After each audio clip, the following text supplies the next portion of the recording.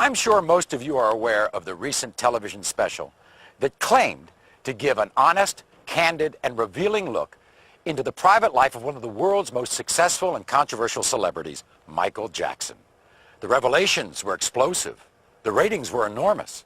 But Michael has claimed that what TV journalist Martin Bashir presented was a twisted and edited construction of scandal and innuendo, not a true representation of the interviews that actually took place.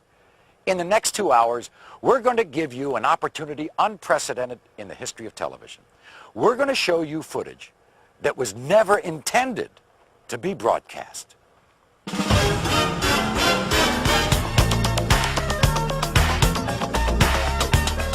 Tonight, the private video from Michael's own cameras. Cameras that shot the Michael Jackson interview. The footage you were never meant to see.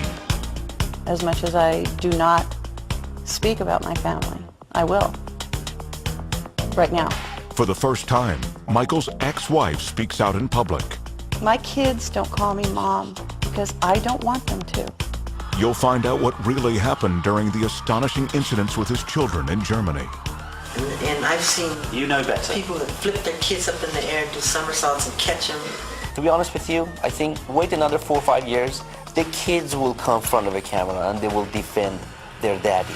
You'll hear about Michael's childhood. One of the things I can see this man tried to do, he tried to pin something on me where I was real brutal. You'll find out how Michael really feels about his father. He doesn't know this, but I walk in the room and his presence will be there and I would faint. You'll hear about Michael's surgery that the other special didn't mention. The whole top of his head caught fire right in front of my eyes. You'll hear the truth behind Michael's children and their disguises. Michael's very proud of his children. I'm the one who's terrified. You'll go behind the rumors of the Neverland Ranch. I never did. I would slit my wrist if I were hurt. And find out how those rumors have driven a family from their home. Gavin called me. He was crying on the phone. He went in gas station. The kid in gas station, they start kidding. Oh, you are the kid doing this with Michael. You slept in Michael. They ruined this kid's life. You'll hear from the people closest to Michael. I've heard someone say on the television that no one should be allowed behind those gates at Neverland, especially the children. They don't even know what they're talking about. Plus, a surprise revelation from the man behind the Michael Jackson interviews. There'll be a lot of controversy about this. This is tabloid stuff. Well, you're beyond this. I know. You're a respected Well, journalist. All tonight on the Michael Jackson interview. The footage you were never meant to see. Hosted by Maury Povich. With Mr. Bashir's full knowledge, Michael had his own behind-the-scenes camera documenting the major interviews. The quality of the audio and video may be a bit raw at times, but it will enable you to see and hear the interviews as they actually happen, and will allow you, the viewing audience, to draw your own conclusions. And while Michael Jackson has provided this footage to us, he has absolutely no control over the editorial content of this program. But who is Martin Bashir? And how did he get an exclusive interview with one of the most reclusive pop stars the world has ever known? In 1995, this little-known British journalist caused an uproar when his sensational interview with Princess Diana revealed details of her extramarital affair. Since then, he has scored interviews with some of England's most notorious newsmakers, becoming somewhat of a celebrity himself. Martin, quick word for the evening news. His interview with Jackson was, as he put it, a request to show me the real man, but show me everything, make nothing off limits. Michael agreed, and the first interview was scheduled for the summer of 2002. In these photos of one of Bashir's interviews with Jackson, you can see the camera that captured the footage you were never meant to see. It's mounted right there on the light stand. This is the view it was capturing at the last interview. And this is the shot from the very first interview at Neverland. The man adjusting the lens. now this is on. Okay, so can we have silence in the house? Yeah. Is Jackson's own documentary cameraman. Well, I just wanted to clarify that it was not a secret video, because right now they're saying that we were secretly videotaping him, but that's not the truth. Mr. Bashir saw me, hooking up the camera, And you know, everybody saw the camera out there, and we were just rolling it. We usually do documentary on every, you know, things that Mr. Jackson does. Do you think that your success has actually made people turn against you? The bigger the star, the bigger the target. And the more popular I became, the more rumors that were created, which none of which were true. I mean, the moment I started breaking the all-time records of the biggest selling albums of all time, they called me weird overnight, strange, wacko. You know, they said I'm a girl, homosexual. He wants to buy the Elephant Man bones. He sleeps in a hyperbaric chamber. None of that stuff is true. All completely made up. I've seen where It's you all sleep. a lie. I've seen where you sleep, and it's not a hyperbaric chamber. I sleep in a bed. I mean, people would be so surprised how normal and simple the way I live. Most people would have a very hard time thinking Michael Jackson's life was normal or simple. Maybe it's that ranch north of Santa Barbara, California, the 3,000 acres he calls Neverland. Neverland is an extraordinary, a breathtaking, a stupendous, an exhilarating, an amazing place. I can't gather together words to describe Neverland. What inspired you to make a home like this? What inspired me? It was so easy because it was me being myself, creating things that I love. And what I love, kids happen to love, or the child that lives inside the adult happens to love. You know, it is so easy because I'm just putting behind the gates everything I never got to do when I was a kid.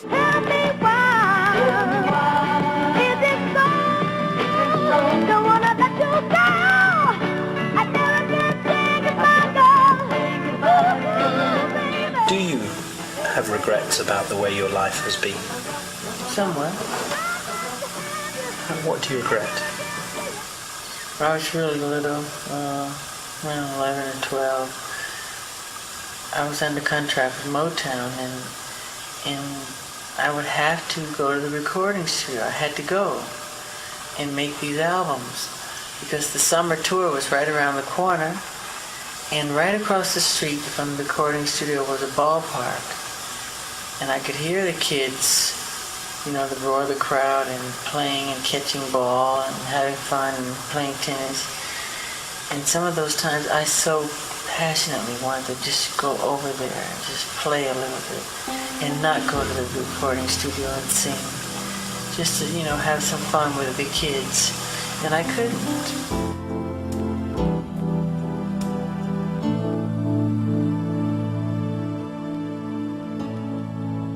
People say, why is he always with children?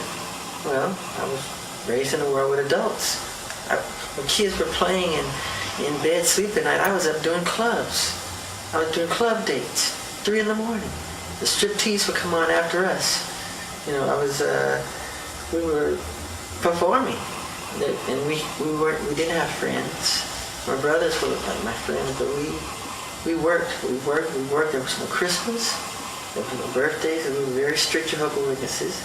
So I'm compensating. Nature makes sure that I compensate for the lost. So when you come behind my gates, you'll see amusement park, you'll see animals, you'll see everything I never got to do. There's candy everywhere. While Bashir and his crew were here at Neverland, they got to witness what has become an almost weekly experience. Busloads of children, some from the inner city, some orphaned, some terminally ill, but all of them escaping their reality to spend a day at Michael Jackson's creation.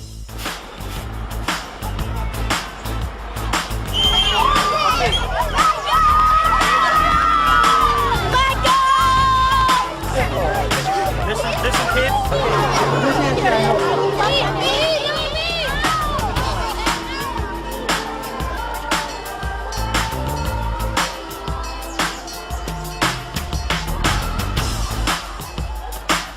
So, want to come over here and see the elders? I feel totally at home with them. I can talk to them one-on-one because they don't judge you. You know, they're not looking for anything. They just want to have some fun, you know. And that's the same with myself. And I can connect to that, you know. I can understand that. And the fact that I missed out on so much as a child. As soon as they come in the room, for me, the room lights up. I like the sound it makes. That's great. They're really funny. Oh my God, they're funny. Didn't one of them say something funny to you yesterday about... Yeah, one of the boys said to me, he said, he saw all the rides and all the amusements, and he said, Michael Jackson, you own all of this? I go, yeah. He said, you paid for all of this? I said, yeah, I did. And you still have money left over? That's exactly what he said to me.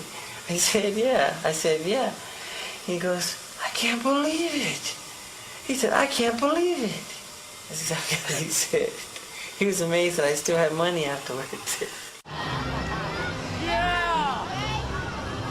We're Make-A-Wish staff members, and we are escorting all the Wish families that came to meet Michael. It's just great to be a part of it and see how happy they are.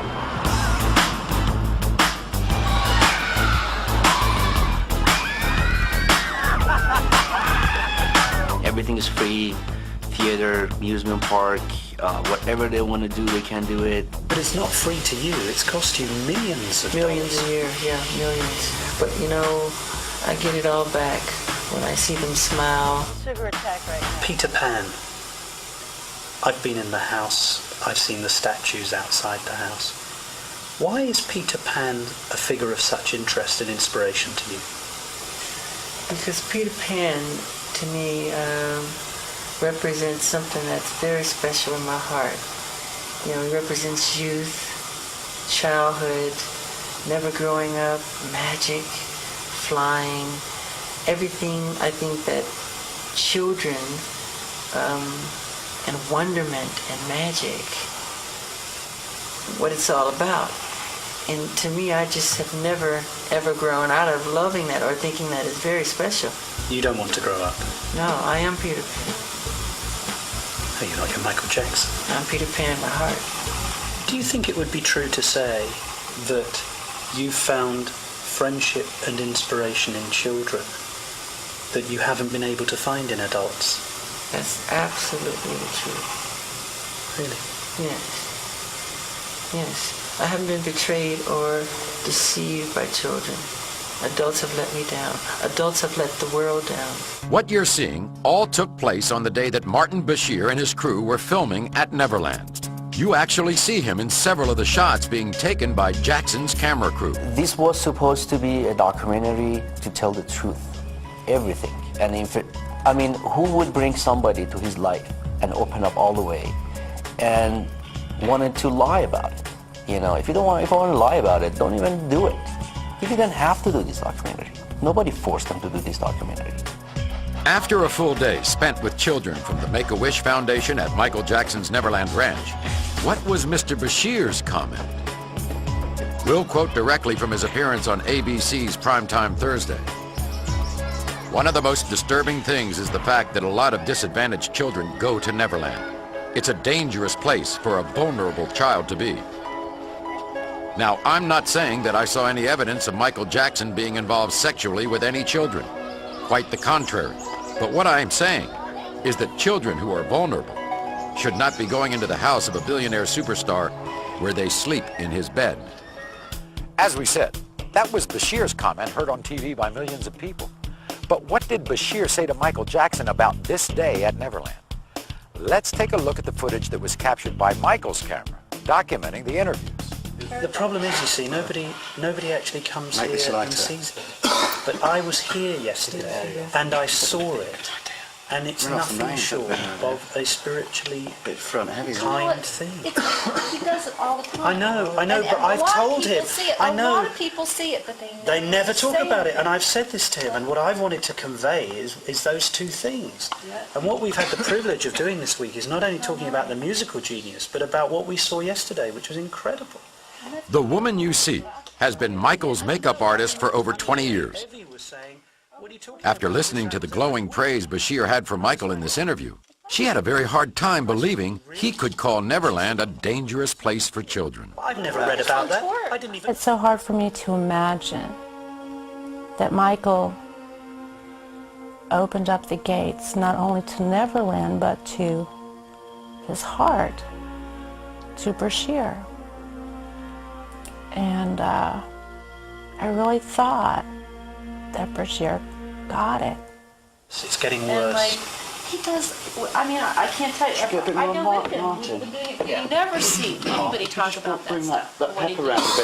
But when Michael's talking, twist, like but when this- he's talking about the things that he's passionate about, it's obvious that it's in his eyes. Yeah, This is what's in his people heart. usually don't ask these questions of him. That's it. And if they do, they don't make it in the papers, they don't make it on the interviews, it's all the negative stuff. Stupid rumors. And they cut questions out, and they just like that's they make right. it. That's why he doesn't even do interviews anymore. They twist everything. From the moment I met him, I mean, I remember.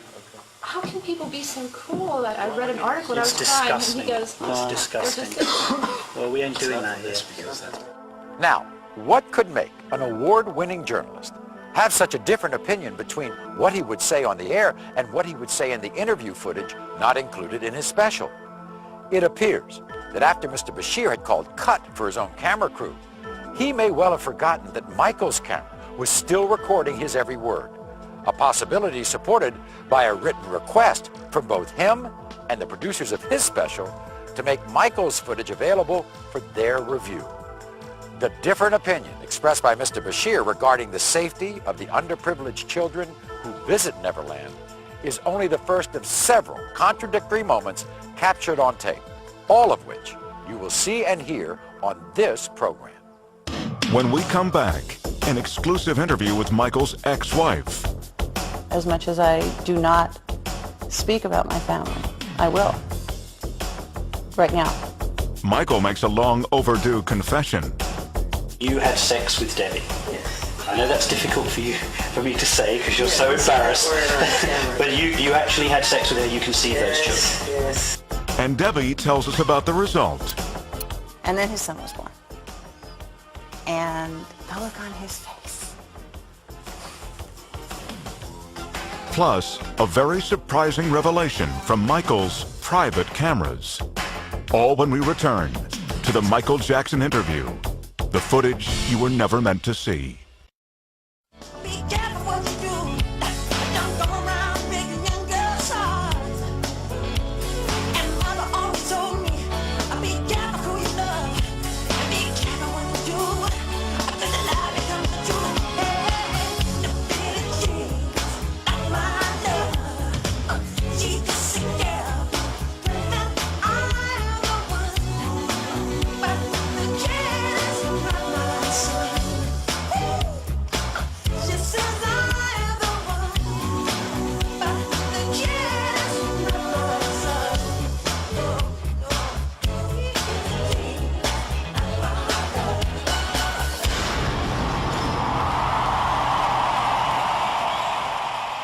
In addition to the never-before-seen footage from Martin Bashir's interviews, we have also been allowed unprecedented interviews with some of the people closest to Michael Jackson, people who have turned down very lucrative offers to tell the inside story of life behind the Neverland gates. They break their silence for the first time, and not for money. No one interviewed for this show received any payment to tell their story. Their reason for appearing here is to tell the truth as they see it. And the person who has most avoided the glare of the spotlight is the person who was perhaps the closest to Michael, the woman who was his wife and the mother of his first two children, Debbie Rowe. What's happened in the past is things have been taken out of context, twisted around. If I can help straighten it out, as much as I do not speak about my family, I will. Right now. When I was talking to Prince one day, he said to me that he didn't have a mother. He said he didn't have a mother. Yeah, I said, Prince, where's your mummy? And he said, I haven't got a mother. That's right. Did you tell him to say that? What do you think he means when he says, I haven't got a mother? Like he said he didn't have a mother. My kids don't call me mom because I don't want them to. They're Michael's children. It's not that they're not my children. But I had them because I wanted him to be a father. I believe that there are people who should be parents. And he's one of them. And he is such a fabulous man and such a good friend. And he's always been there for me. Always. From the day I met him. I could do something for him, and this is what I wanted to do. Most people think Michael and Debbie's relationship was very short-term. Actually, they met over 22 years ago. Was it intense, Bam? No. No, it was over time. It was over time. I think it was 18 years, 17, 18 years that I knew him when I had Prince. In that time, they've gone on some very unusual outings, often with Michael in disguise. Yeah, he'd call, what are you doing? Nothing, what are you doing? When I go to the video, yeah. You know, we'd sneak out without security. We got caught.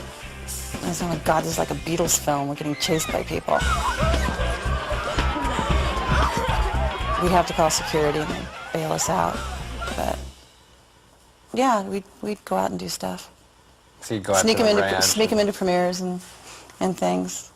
Yeah, we had a good time. We had a good time. He's always a lot of fun. When did Michael start talking about wanting to have kids? Was this when he was still with Lisa Marie, or? No, they had broken up, and I was trying to console him because he was really upset, and he was upset that, you know, he said he really wanted to be a dad, and I said, so be a dad. And he looked at me puzzled, and I said, let me do this. I want to do this. You've been so good to me. You're such a great friend. Please let me do this. I said, you need to be a dad. I want to do this. And no. I nagged him into it, if you will. She's a wonderful person, too. She knew that Michael Jackson loves children. Yeah. And she knew that Michael Jackson wanted children. That's why. And she was... You need to be a daddy. Right. She said you needed to be a daddy. More than she needed to be a mother. Yeah. She wanted to do that for me as a present. And if you're talking about romance, maybe then, if you want to have a marker, if that makes you and the rest of America feel that they need a marker, then you could probably use that. Once Debbie's pregnancy became common knowledge, the tabloid world had one burning question. Did they or didn't they? The first two, Prince of Paris from Debbie, which was natural conception. You had sex with Debbie. Yes. I know that's difficult for me to say because you're so embarrassed. But you actually had sex with her. You can see those children. Yes. From the first moment Debbie learned she was pregnant, Michael warned her of what was to come. He said, you don't know what they can do. And I said, oh, Michael, come on. We're having a baby. Normal people have babies. We're having a baby. Come on. How can that be weird? We're having a kid. That, if anything, that's beautiful. It's wonderful. It's great. Boy, was I wrong. I found out at one point a picture of me pregnant was worth $500,000. To who and why? Have they never, ever seen someone pregnant before? Am I supposed to look different pregnant because it's Michael's baby than someone else? As you've heard, the decision to have Michael's child was easy for Debbie. The actual birth was another matter. And we were very excited. Michael was definitely more excited than I was. You know, he was so excited when we had a contraction. And he was there. We had videos, we had music, you know. And it was long. It was 23 hours. And I had a very colorful language. And every time I went to say something, Michael would cut me off with shoot or fudge. Oh, he doesn't like cursing. Or he didn't think it was necessary when there were other words would do. So, but he was there the whole time, held my hand, stroked my head, I think I puked once, and I was so embarrassed, and he was like, stop, you're fine. This is beautiful, this is wonderful. I said, I'm going to die. No, you're not going to die, this is great. Okay, we're crowning, you know, and Michael, bam, he's right there. And he goes, oh my God, this is so beautiful. Now, having come from a medical background, there is no way, blood and stuff, there's no way, it can't, sorry, I don't come from that background. It's like, Michael, it can't be that beautiful. Oh, he was welling up. And then his son was born. And the look on his face.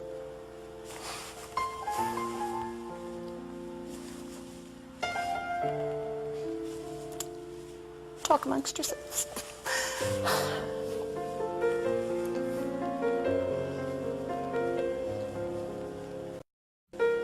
I'd never seen him that happy. And that's what made it wonderful for me, was to see the look on his face. The birth of Prince Michael was soon followed by a sister, Paris. Yeah, we were kind of told we should wait. You know, I guess there's a suggested waiting time. But I was flying to Paris all the time. That's actually how she got her name. That's where she was conceived. Do you not think, though, that your children would benefit from contact with their mother? No, but she doesn't. It's private information. She doesn't. She can't handle it. She can't handle her own children? Yes, I can't reveal that because I don't want to make anybody upset. While Michael may seem reluctant to discuss Debbie's absence from their children, Debbie had no reluctance whatsoever. People don't understand that. And they want a traditional, they think that something has to be traditional, and they have this notion of beaver cleaver. That wasn't reality in the 50s, and that's not reality, you know, in the 21st century. We have a non-traditional family, and if it makes people uncomfortable, it's a shame that they're not more open. We are a family unit. Michael and I will always be connected with the kids. I will always be there for him. I will always be there for the children. And people make remarks, oh, I can't believe she left her children. Left them? I left my children? I did not leave my children. My children are with their father, where they're supposed to be. She preferred them to be with me than with her.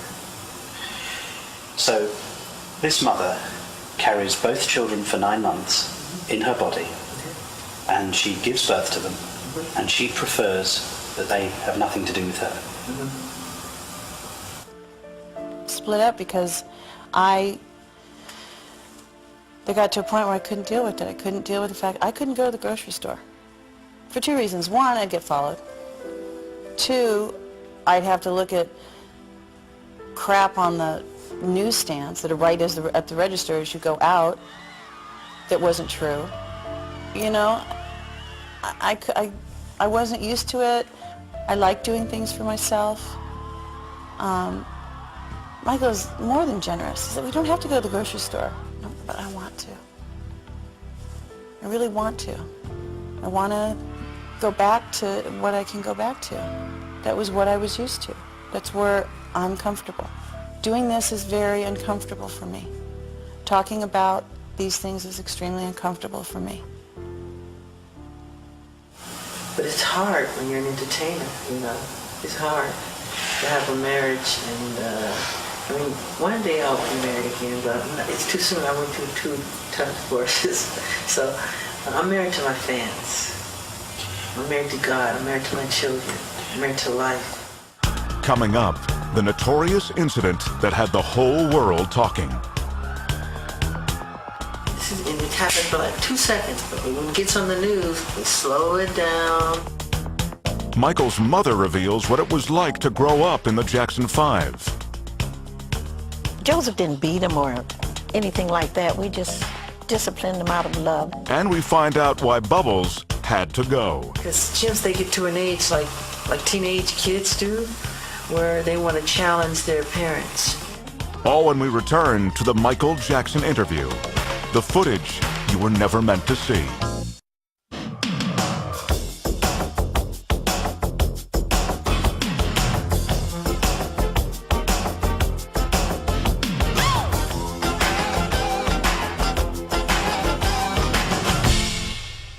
When Martin Bashir arrived to film Michael and his children, Bashir was immediately confronted with one of the major worries of celebrity parents, the horrible danger of kidnapping. Consequently, as a security measure, public appearances by Michael's children required that their faces be hidden behind masks or veils. Because you don't let anybody see the children. I don't want. No. I So don't want therefore, a Lindbergh baby. Somebody took Lindbergh's baby, Charles Lindbergh's baby, took him in the forest and burned him to death. Okay, so I don't want that to happen to my children. Bashir's repeated questioning fails to establish one important fact: whose idea it was to wear them.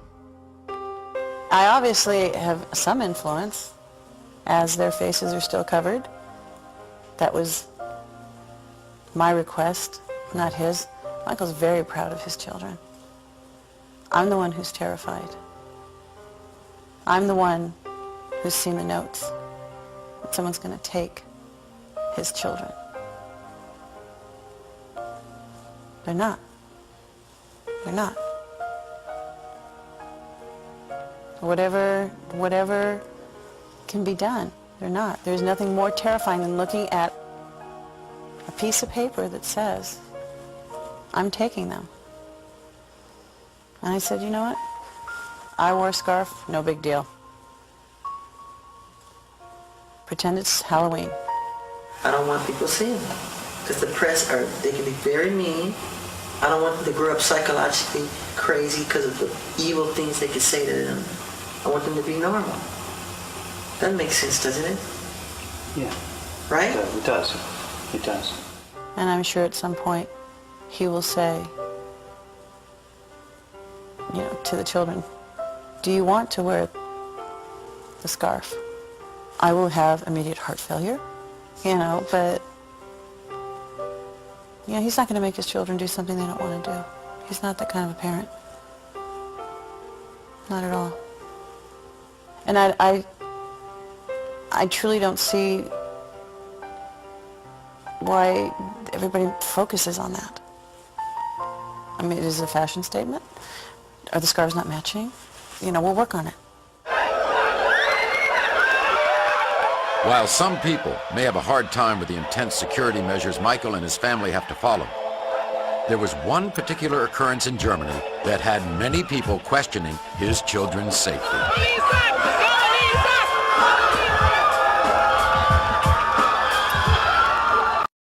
Take, for example, what happened in Germany, where there was a huge outcry, Yeah. and you suffered a great deal of negative comment in the press. Yeah. Was there no one in your group who said, Michael, even though you're not going to damage your child, and you would never harm your child, but Michael, if you dangle blanket over a balcony, you are going to be severely criticised? No, because Was there no one in the room who would say, Michael, don't my do it? governesses were up there. And they didn't say no? No, because I was holding that baby strong, hard, tight. No, that's exactly what I'm saying, You know, though. and I know better. And I've seen You know better. people that flip their kids up in the air and do somersaults and catch them. And, you know, I get caught up in the moment. It's holding on tight. Just let them give a wave. And, but it happens for like 2 seconds. But when it gets on the news, they slow it down. They don't show the crowd. It makes me look like I'm this eccentric idiot dangling his baby over a balcony like a nut. I think the media took it and ran, like they do everything else. Yeah. And it's just like, oh my God, he's not dropping the baby, please. Please. They blew it up into something it's not. That We was know about so misunderstood. Explain it. What don't we know about it? What should we know about him we don't know? All right, I'll tell you from the very beginning. Good. He had such a grip on that child. And if you look at it again, he's got that child so tightly held under the armpits. I'm showing it now. Yeah, he is got it pretty tight under his arm. Governance was up there, security was up there. Other people, I took my other children up there and did the same thing.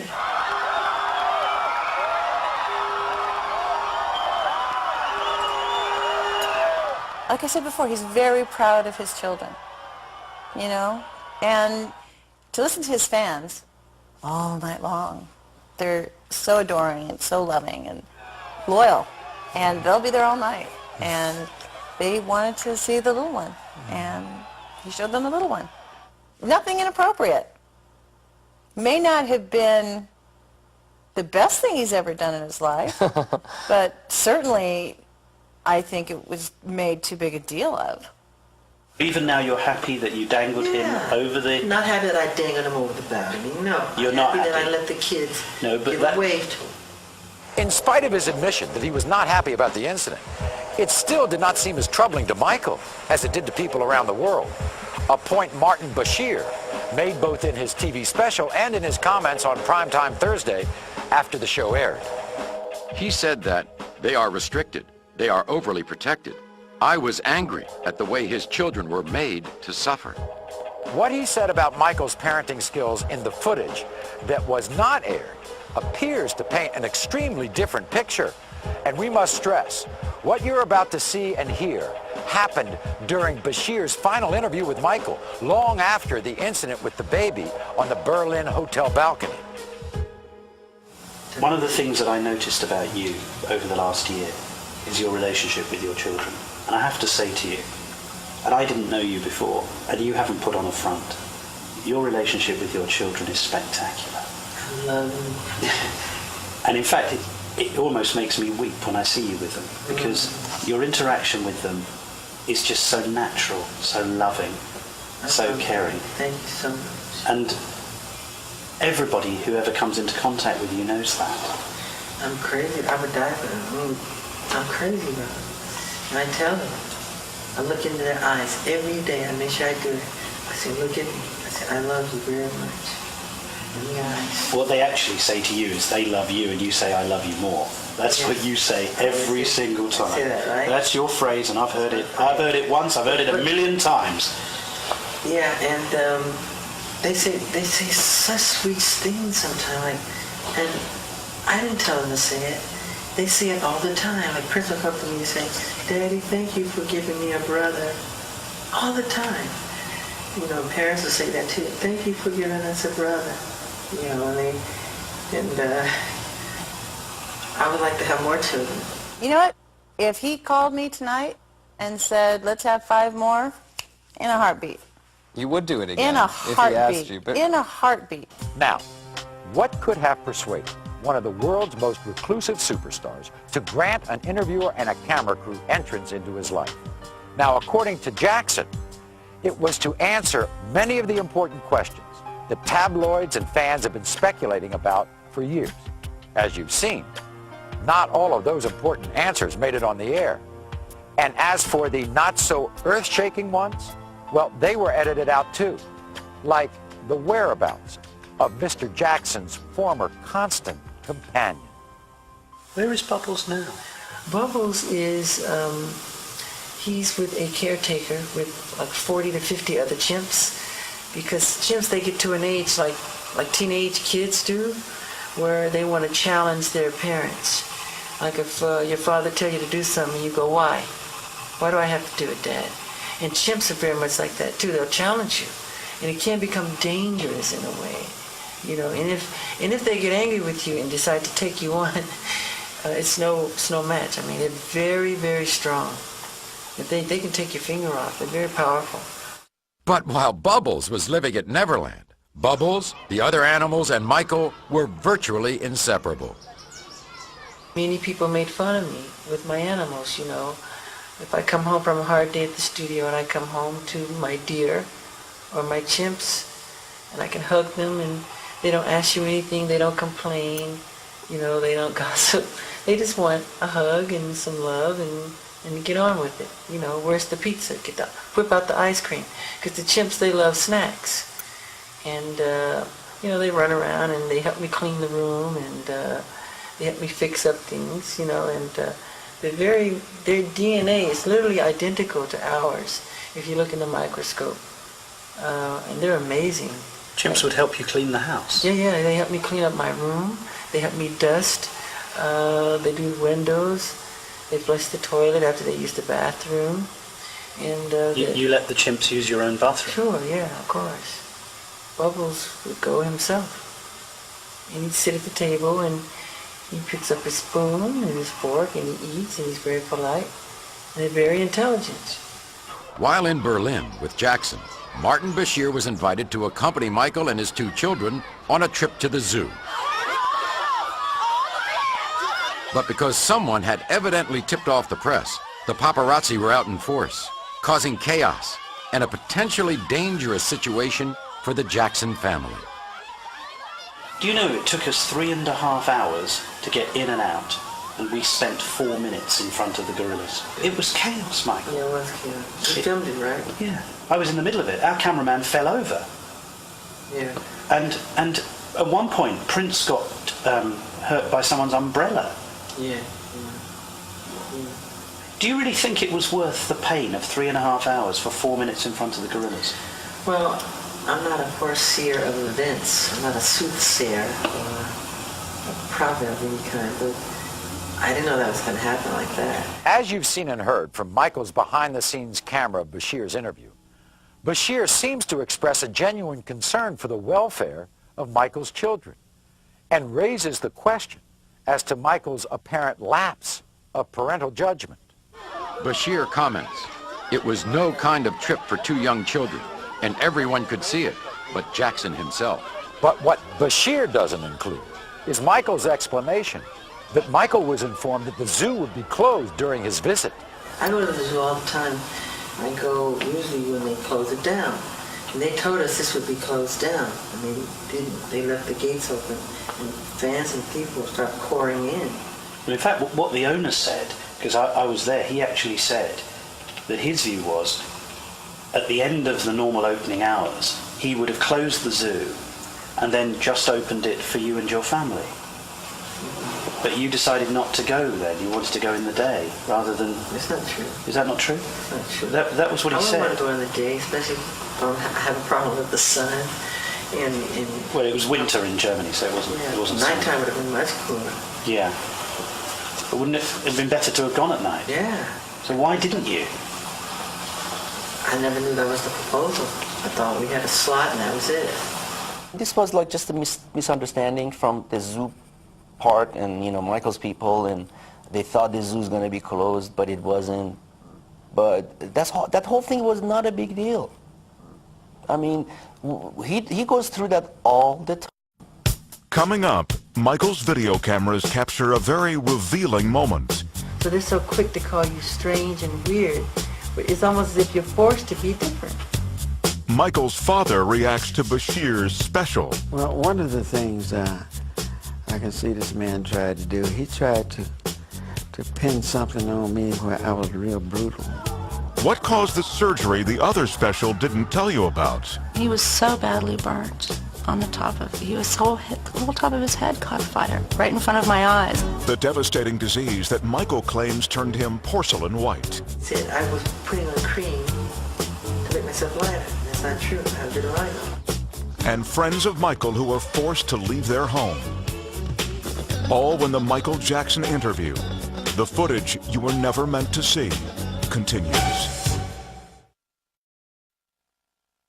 We'd like to remind you that while Michael Jackson provided much of the footage you are seeing tonight, he has absolutely no editorial control over the content of this program.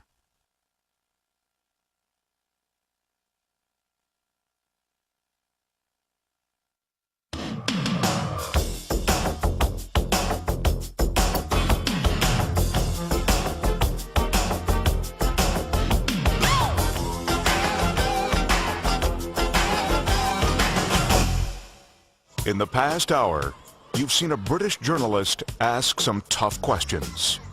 What hurts you most? When they lie. The lies. They're complete lies. And some tougher questions.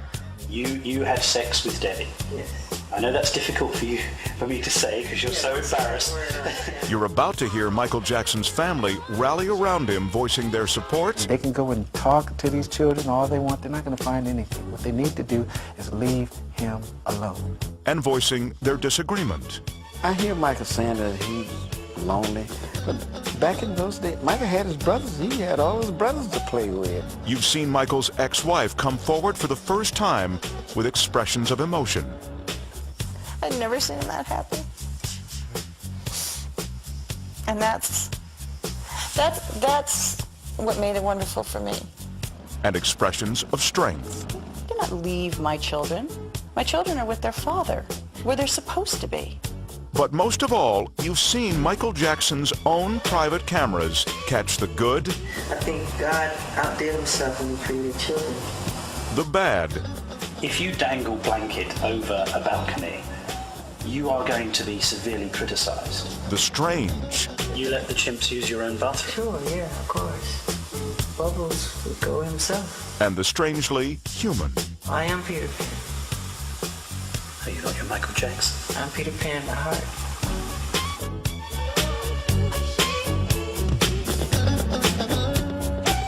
But what you've seen so far is only the beginning of the Michael Jackson interview, the footage you were never meant to see.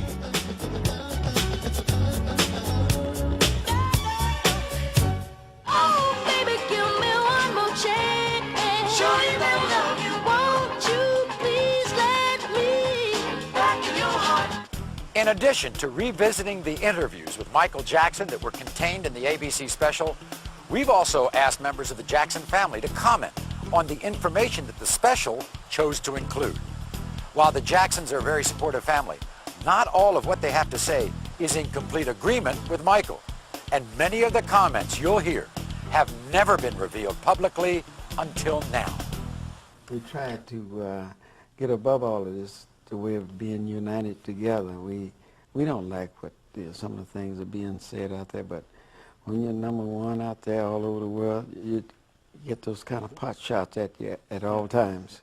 You've been so successful and you've amassed so much wealth. You never need to work again. And yet you don't seem to be able to enjoy it. It seems that you're restricted somehow. I enjoy it through my children. I enjoy But I'm it. talking about you. You just don't seem to enjoy it. Enjoy what? Enjoy your success. Enjoy your wealth. It's hard to, I can enjoy it behind my gates, but I can't go out and enjoy it because it becomes work all over again. Working has been Michael's life from the time he was 5 years old. And as we've already seen, missing out on his childhood continues to affect him to this very day.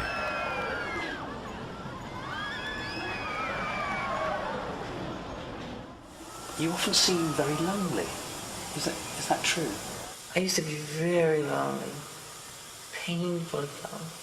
So bad. You have no idea.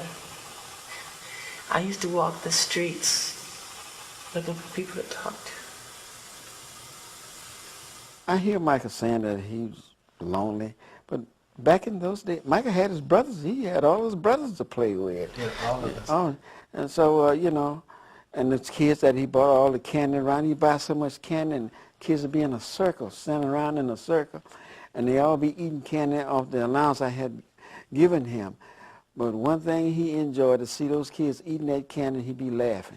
Weren't you surrounded by your family, by musicians, by people wanting to be your friend? You were an international superstar. How can you say you had no friends? Because those people spoke to me on a language on another level that was musical, that was entertainment, but to get away from that, to separate oneself from that, and to try to discover the fun things about life.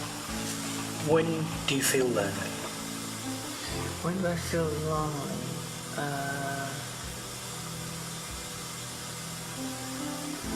I mean, I can be, you know, usually in hotels when there's thousands of fans chanting, you're out in the street, they're using sleeping bags and they're chanting how much they love you and everything, and you can't get out, you feel trapped inside, and and you just cry. You feel lonely, you know?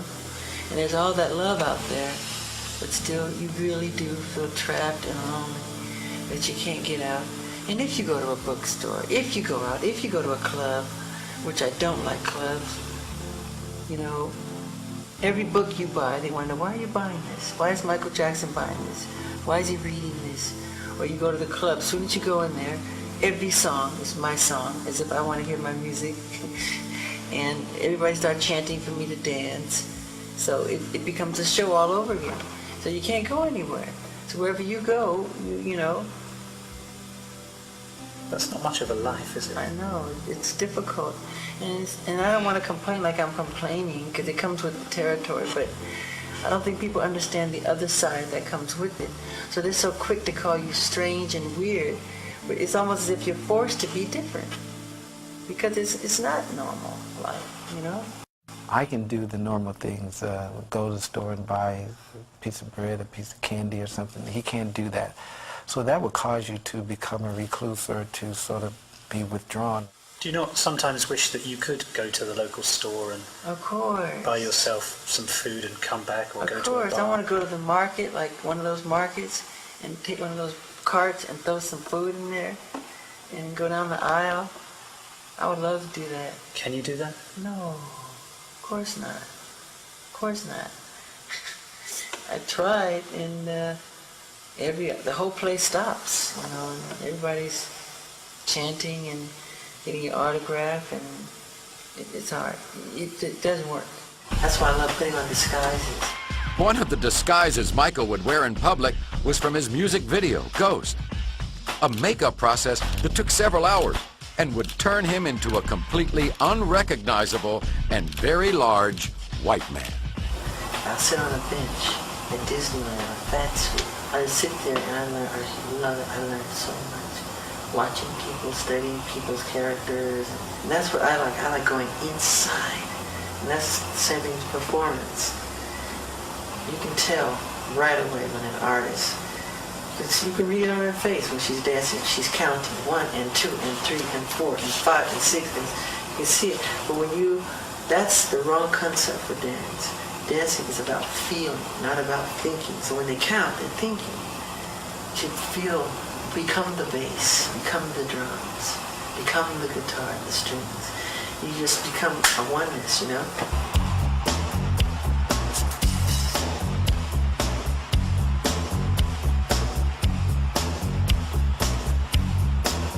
That's very important. But that's real. But that's Michael Jackson talking as a performer. I love performing. But that's not... I wish I could sleep on stage. But that's not Michael Jackson the person.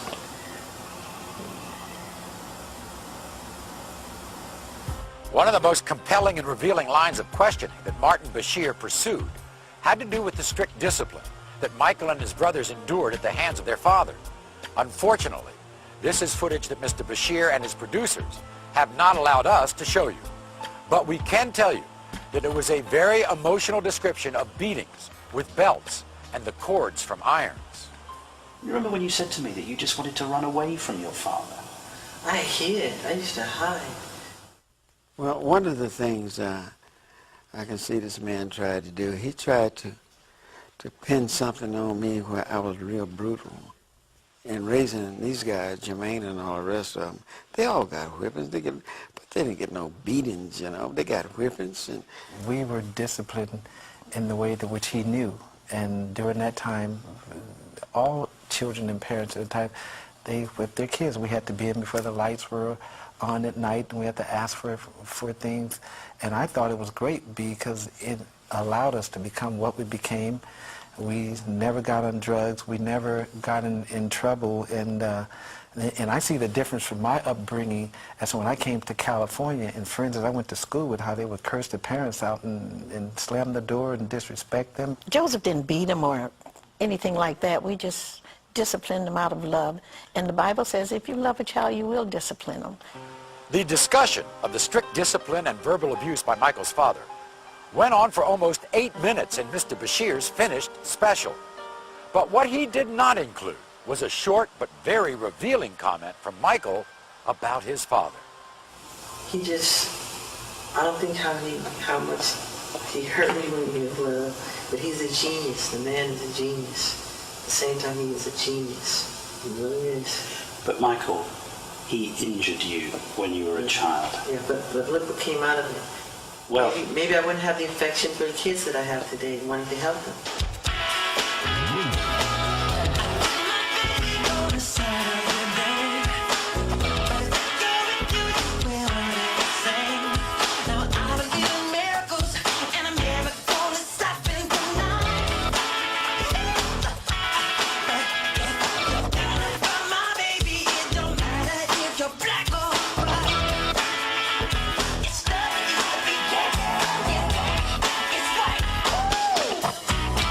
Without a doubt, one of the most controversial topics of Michael Jackson's life is his relationship with children. The scandals and rumors surrounding allegations made against Jackson are the subject of seemingly endless speculation. As we told you before, Michael Jackson has no editorial control over the content of this program. What you see and hear is intended to be an unbiased presentation that allows you to draw your own conclusions. some years ago, you yourself were about to embark on a tour, and allegations were made about you and children. What about 1993? What happened? What was Michael Jackson doing? Because they don't know me. They don't know me. All that was false. Complete innocent guy. I would never do that. I would slit my wrist before I would hurt a child. He would never hurt a child. Never. It's not in him. No way. He would never do anything inappropriate with a child. It's the furthest thing from his mind. When those allegations came, in 93, I think it was devastated. I mean, talk about going for the jugular. At every opportunity, the media has dissected and manipulated these allegations to reach their own conclusions. I ask all of you to wait and hear the truth before you label or condemn me. I watched Michael after they accused him of that child molestation. But at first he was a little lonely and all, but he never stopped because he knew it wasn't the truth, and he never stopped loving children. No, that's what I admire about him. He keeps going. He's not going to give up. And he's going to still give to all of us. I just know it. And Bashirs will come and go. You know? Michael will live forever.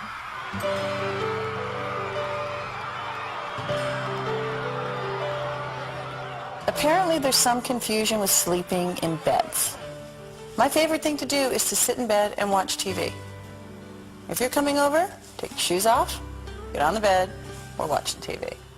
Michael was never indicted. I said he was never charged. He was never anything. Now, they came in this house, right, and they tore this house apart. They went in my mother's safe. They went in, and they tore it up, and they went in my mother's high blood pressure pills, and they were looking at, I mean, just what were they looking for? They were trying to get some crap on Michael that was not true. What hurts you most? When they lie. The lies. They're complete lies. And it hurts. And it hurts me because I know there's children out there who has to hear that crap. Why do people do that when all you have done is brought some of the most beautiful music, most beautiful popular music that many of us have ever heard? Why do people want to judge you if you've done, all you've done is been an artist and brought wonderful music? Because with success, people become jealous. It hurts to be misunderstood. No matter how much you try to put people on track, there will still be some judgment, things said that it's so far. Following the broadcast of Mr. Bashir's special, the speculation about what went on in Jackson's private life was once again headline news, primarily due to the story of Gavin, a young man who had reportedly been dying of cancer. Gavin was somebody who was diagnosed with cancer. Doctors gave him, I think, 3 weeks or 1 month to live. One of his last wishes was to meet Michael, a request fulfilled through Los Angeles businessman Jamie Masada. Then he said to me, he said, under his breath, he said, I want to meet Michael Jackson. At that point, I didn't know Michael Jackson. And I just came out of the room, I started crying. I didn't know what to do. I called Neverland. I said, is any way you can get a chance to call the kid? Then I'll come in next day, and I said, Gavin, he'll have a little smile on his face. I said, Gavin, what's going on? He said, Michael, call me. Gavin and his family formed an immediate bond with Jackson, creating an atmosphere that many believe played a large part in Gavin's recovery. You know, 2.5 years ago, the doctor, they said 2 more weeks he's dead. Now he's alive. His appearance on the Bashir special showed a seemingly healthy and happy young man, clearly very fond of Jackson. And while Mr. Bashir did touch on Gavin's amazing recovery, many believe that the real focus was on Michael's relationship with the young man, especially the revelation that they had spent the night in the same room. The thing is upset me right now. The reason I'm giving you in the interview, because Gavin called me. He was crying on the phone. He went in gas station. The kid in gas station, they start kidding. Oh, you are the kid doing this with Michael. You slept in Michael.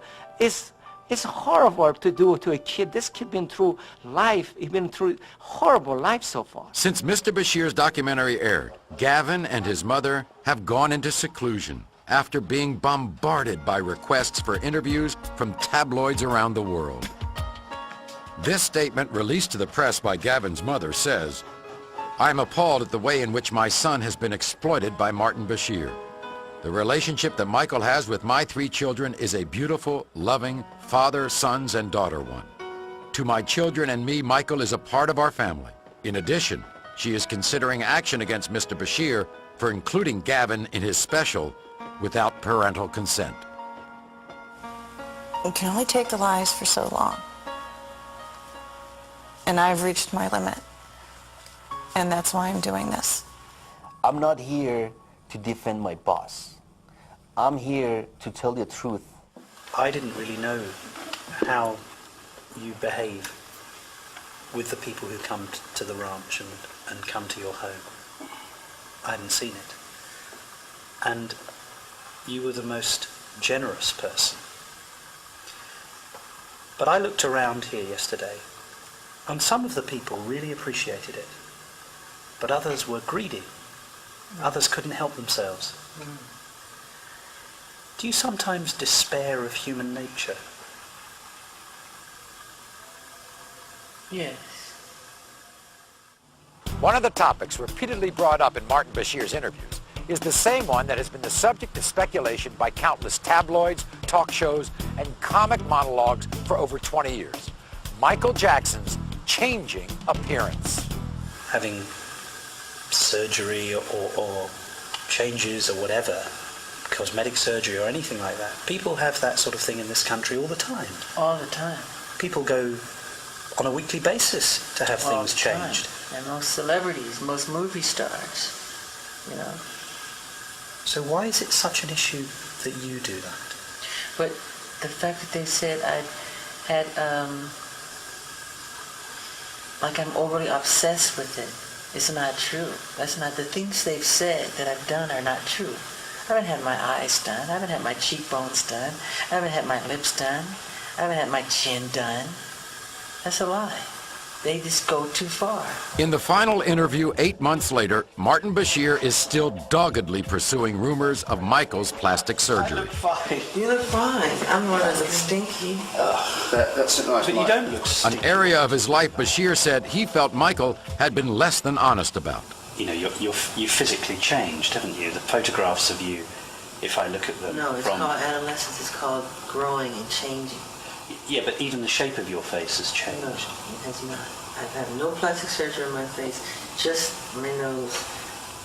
It helped me breathe better so I can hit higher notes and have clear. The press is like to add on all this stuff. Nothing's been done to my eyes, cheekbones, chins, lips, nothing.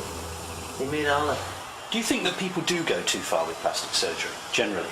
Do you think Well, it's up to become... them.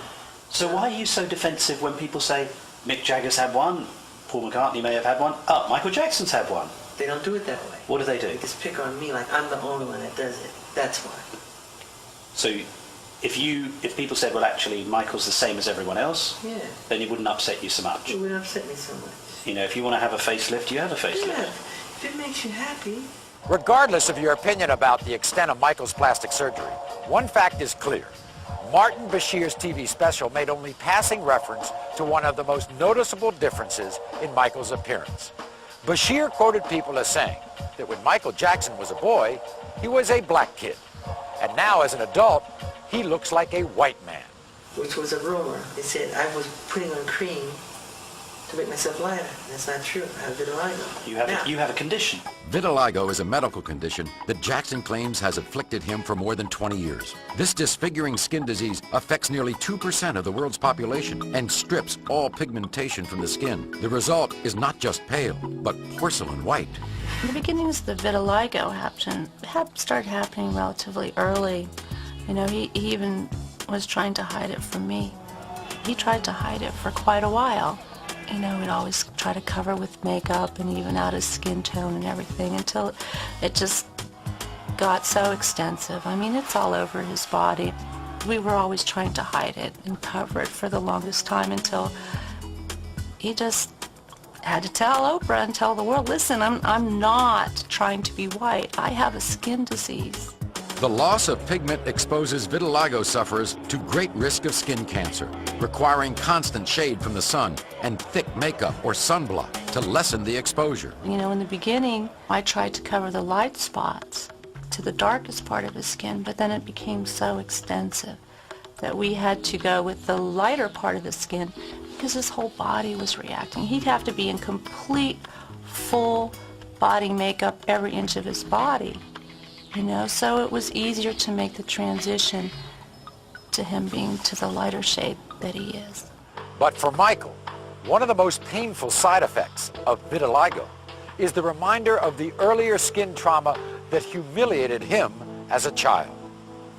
You talked about how when you went through adolescence, you had a terrible time. Yeah. And in fact, I had a look at some pictures of you during that period. And you did have a lot of spots. Yeah. Yeah. And being shy as I am and was, then even worse then. Terrible shit. It was like a disease. Perhaps the most startling omission regarding Michael's history of plastic surgery came during a discussion of the procedures that Michael admits to having. You're saying you've only ever had one piece of surgery on your nose? 2. You've had 2? As I can remember. This is where the TV show stops. But had they included Michael's answer from just 10 seconds earlier, they would have allowed him to remind us of a serious injury that severely affected his appearance. No. I was severely burned. Yeah. But apart from having that surgery because of obviously the injury of the fire. January 27, 1984. Michael was shooting a commercial that attempted to duplicate a concert performance.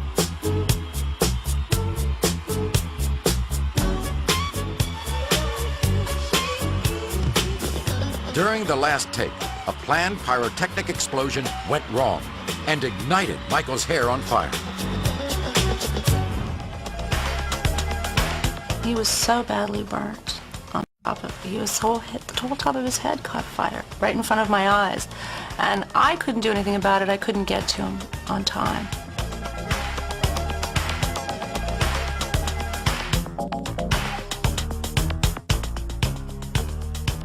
But Miko, Marlon Brando's son, was able to push away the barricades and jump on him and put out the fire with his bare hands. He will have nursing and medical personnel on call 24 hours a day. Due to his very excellent health and his very strong personal and religious commitments, he will have as excellent a recovery as is possible. Michael was rushed to the hospital, where he was treated for 2nd and 3rd degree burns. He later underwent skin graft surgery in an attempt to repair the damage. But as we noted, as severe as this incident was, it was completely ignored by Bashir. You done nothing to your cheeks? No. These cheekbones? Yeah. No. You haven't had any inserts? No. My father got... What about your Indian, dimple? Can we get over this plastic surgery garbage? This is tabloid stuff. Well... You're beyond this. I know. You're a respected journalist. journalist. I know. The problem is... You're getting tabloid. When we return, we'll take another look at some of the answers that were never heard. They call me weird overnight, strange, wacko. You know, they said I'm a girl, homosexual. He wants to buy the Elephant Man bones. He sleeps in a hyperbaric chamber. None of that stuff is true. And some of the differences in opinion. So you're happy you did it now? Yeah, because I've shared. Even though you've been attacked, even though people in America say you shouldn't look after your own children? Yeah, but a lot of people said, leave him alone. Shut the hell up. A lot of people. All caught on Michael Jackson's own camera. When we return to the Michael Jackson interview, the footage you were never meant to see.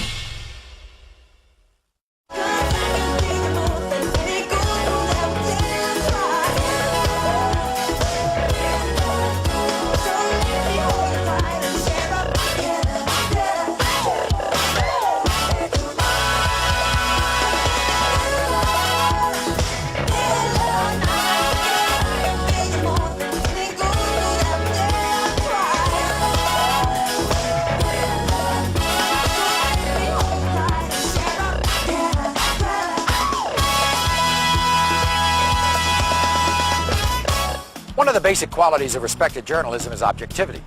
Now, as you may have heard in several recent news stories, one of Michael Jackson's prime complaints about the reporting featured in Martin Bashir's documentary and subsequent interviews with the press was his lack of objectivity. As we've already seen, some of Mr. Bashir's comments that made the air appear to be quite different than opinions he expressed in Jackson's behind-the-scenes footage.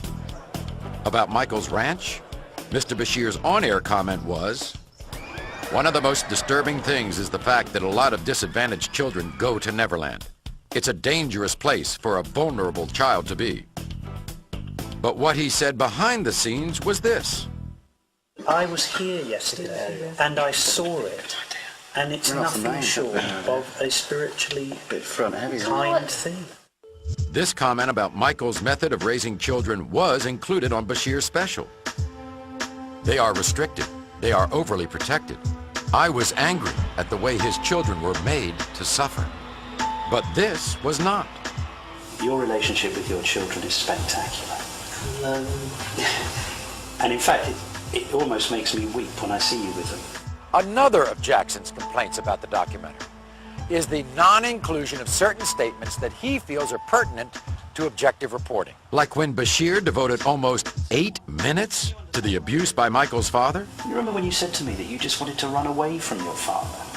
I hid. I used to hide. But did not include this short and revealing comment. He hurt me when he was little, but he's a genius. The man is a genius. On Michael's taking his children to the zoo, Bashir says it was no kind of trip for 2 young children, and everyone could see it, but Jackson himself. But what you don't hear is Michael's response. I go to the zoo all the time. I go usually when they close it down. And they told us this would be closed down. And as far as probing for the truth about Michael's changing appearance, the subject of vitiligo was virtually ignored. And the severe burns and reconstructive surgery were never mentioned at all. Can we get over this plastic surgery garbage? This is tabloid stuff. Well, you're beyond this. Regardless of whether you feel that Michael Jackson is correct in his assertion that Martin Bashir's documentary was not a true representation of the interviews that actually took place, there is one question that many people share. How could Michael Jackson, a 44-year-old man who has spent most of his life in the spotlight, have allowed himself to open up to a virtual stranger? This footage from Michael's camera may give you a better understanding. That was great. Thank you. That was really, really special. It seems to me that through history, people, they really want to make someone big, and they want to be, oh, this person is so talented, and we've got to make them godlike, and they have to be perfect. And then as soon as they're there, they get more joy in tearing someone down. Eventually, when you talk and you say it like it really is, you just light up. That's what. It's about bringing out what you're about. That whole special was, it was just an attempt to tear him apart, and he trusted. He trusted Martin Bashir. They took this thing back to the studio, and they took a lot of things out, and the way this thing was narrated, it was just not fair. Why have you and I spent the last never hearing that? Why have I never? I'm always continuously. They want to make you out to be crazy. And then slowly he started bringing his own opinion into the picture. As a reporter, as a news, I like to see the truth, then I'll decide what my take would be on it. Aren't that being honest, Turtle? You know me long enough. Yeah. I'm being completely No, it's honest. not just you though. You can see that. Bashirs will come and go, you know? Michael will live forever in everybody's hearts.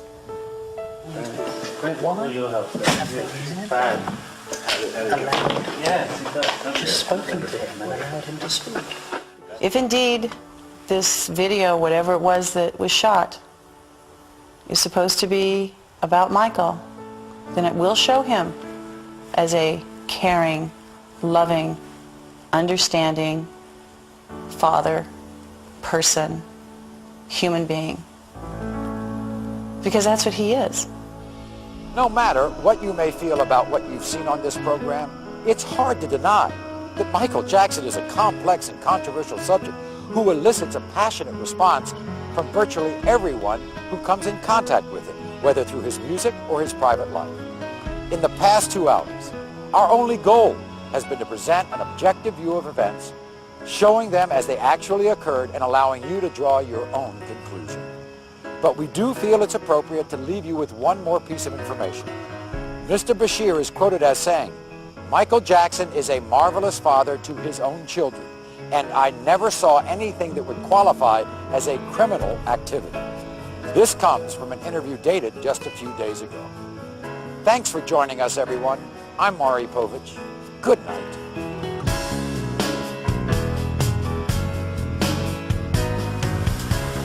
Do you sometimes despair of human nature?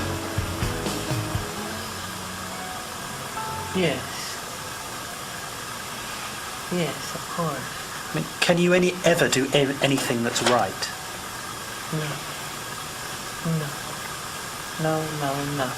No matter what you do, there's always somebody that will say something about it. They're opinionated, you know? No matter what you do.